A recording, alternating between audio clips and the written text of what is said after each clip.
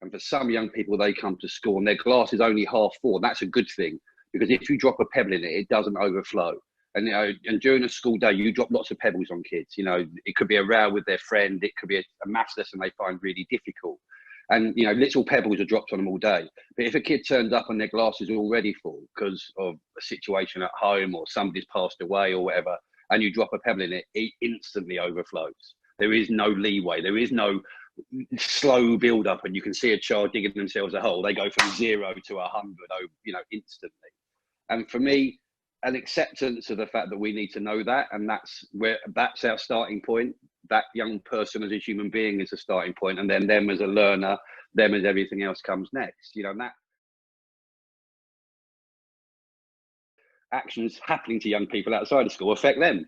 And for me, that's a fundamental belief that you either start from or you end up chasing. And I think once you chase it, the damage has already been done.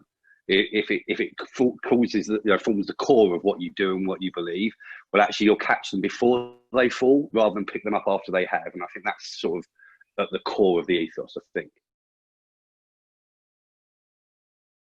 So our access centre is probably in the nicest part of the building. It's got a lovely, great big circular window above it. And actually, for me, that message of the young people who need that little bit extra shouldn't be stuck down a dark corridor so the visitors can't find them. They should be absolutely the centre of what we celebrate about our school. You know, that anybody, if a visitor comes, they visit our access centre and they will see our young people in there. And actually, they shouldn't be embarrassed about being in there, and we shouldn't be embarrassed about showing people it. And for me, that message, that physical message of it being absolutely at the core of everything we do. We start at the bottom. We start picking up the kids who need picking up first, and we teach the strong ones to help pick them up. And actually, if we start at that stage, then everything else builds to it. And that's the same with the building. Our central point, our highest point, the point that oversees everything we do in this building is inclusion. And the kids in inclusion are the ones that far too often are at the end of the corridor, not in the middle.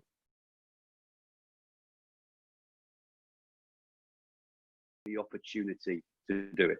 What we're doing is making sure that we start with an even playing field. And there were some young people that work harder than others. There are some young people that do things differently to others. That's just human nature. Yeah. But I'm not going to be the cause of the anxiety. I'm not going to be the cause of the inequity. Expectations, just be completely open and honest. It's not difficult. These are the things we have to do. There is no choice, because that keeps people safe. If your child acts in a way that isn't going to do that and isn't going to keep people safe, we will need to remove them to keep people safe. That doesn't mean we're going to send them home necessarily. It may mean they go somewhere else. But I'm going to be honest. Clarity. My God, isn't that so easy to think that we could have? Clarity. They do this, this will happen. Please support us. The dedication at the front of the book says family comes in many forms, you know, and I've got many families. You know, I'm lucky to come from a very tight South London family, and we will look after each other.